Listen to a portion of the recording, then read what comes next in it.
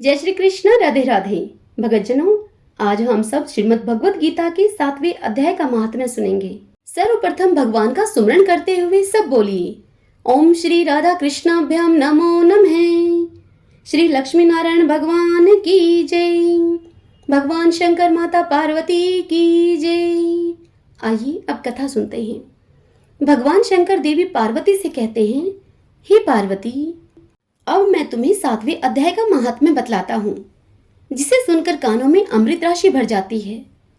पाटलिपुत्र नामक एक दुर्गम नगर है, जिसका गोपुर अर्थात द्वार बहुत ही ऊंचा है। उस नगर में शंखकर्ण नामक एक ब्राह्मण रहता था।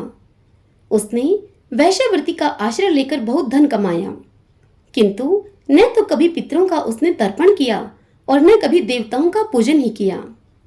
वह धनोपार्जन में तत्पर होकर राजाओं को ही भोज दिया करता था। एक समय की बात है, उस ब्राह्मण ने अपना चौथा विवाह करने के लिए पुत्रों और बंधुओं के साथ यात्रा की।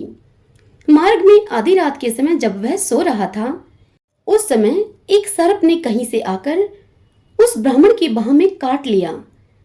उसको काटते ही ब्राह्मण की ऐसी अवस्था हो गई कि मणि, मंत्र और औषधि आदि से भी उसके शरीर की रक्षा असाध्य जान पड़ी। तत्पश्चात कुछ ही क्षणों में उसके प्राण पखेरु उड़ गए। फिर बहुत समय के बाद वह प्रेत सर्प योनि में उत्पन्न हुआ। उसका चित्त धन की वासना में बंधा था। उसने पूर्व वृत्तांत को स्मरण करके सोचा कि मैंने जो घर के बाहर करोड़ों की संख्या में अपना धन गाड़ रखा है, उससे इन पुत्रों को वंचित करके स्वयं ही मैं उसकी रक्षा करूंगा। एक दिन सांप की योनि से पीड़ित होकर पिता ने स्वप्न में अपने पुत्रों के समक्ष आकर अपना यह मनोभाव बताया। तब उसके निरंकुश पुत्रों ने सवेरे उठकर बड़े विस्मय के साथ एक दूसरे से स्वप्न की बातें कही। उनमें से मझला पुत्र कुदाल हाथ में लिए घर से बाहर निकला और जहां उसके पिता सर्प योनि धारण करके रहते थे, उस स्थान पर गया। यद्यपि उसे धन के स्थान का ठीक ठीक से पता नहीं था, तो भी उसने चिन्हों से उसका ठीक निश्चय कर लिया और लोभ बुद्धि के द्वारा वहां पहुंचकर बांबी को खोदना आरंभ कर दिया। तब उस बांबी से बड़ा भयानक सांप प्रकट हुआ और बोला, ओ मूढ़, तू कौन है?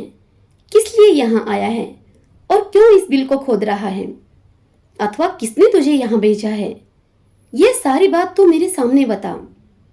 तब वह पुत्र बोला, मैं आपका पुत्र हूँ, मेरा नाम शिव है।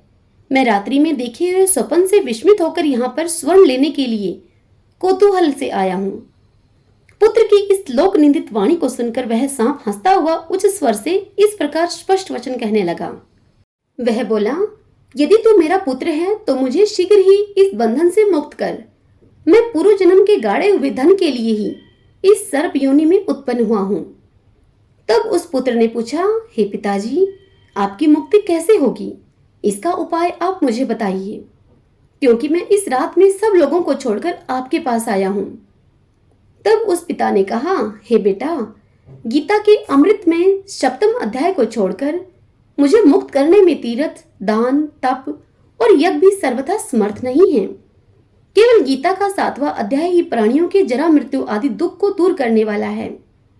हे पुत्र, मेरे श्राद्ध के दिन 7वें अध्याय का पाठ करने वाले ब्राह्मण को श्रद्धा पूर्वक भोजन कराओ, इससे निस्संदेह मेरी मुक्ति हो जाएगी। हे वत्स, अपनी शक्ति के अनुसार पूर्ण श्रद्धा के साथ वेद विद्या में प्रवीण अन्य ब्राह्मणों को भी भोजन कराना।